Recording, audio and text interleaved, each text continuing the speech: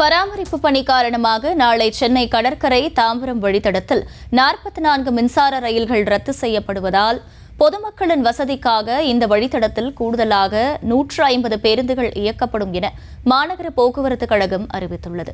கூடுதல் விவரங்களை செய்தியாளர் காண்டீபன் வழங்க கேட்கலாம். காண்டீபன் வணக்கம், முழு விவரங்கள் என்ன?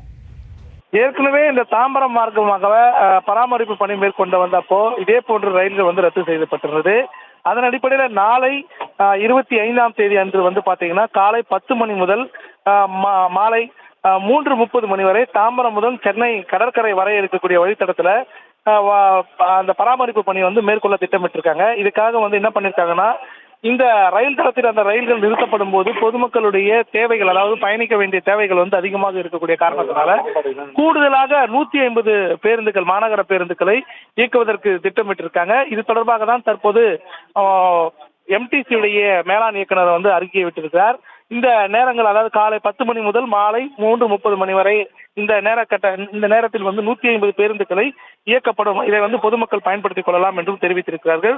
குறிப்பாக இந்த மேற்குறிப்பிட்ட நேரத்தில் ரயில் ரத்து செய்யப்படுவதால் அவ்வழித்தடத்தில் பயணம் செய்யக்கூடிய பயணிகளுடைய பொதுநலன் கருதிதான் தற்போது இந்த 150 கூடுதல் பேருந்துகளும் இயக்கப்படுவதாக மாநகர போக்குவரத்துக்கு மேலாண் இயக்குனர் ஆல்பி ஜான் அவர்கள் தகவல் தெரிவித்திருக்கிறார்.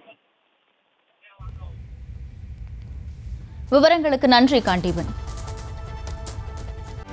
செய்திகளை உடனுக்குடனும் துல்லியமாகவும் தெரிந்து கொள்ள சப்ஸ்கிரைப் பண்ணுங்க.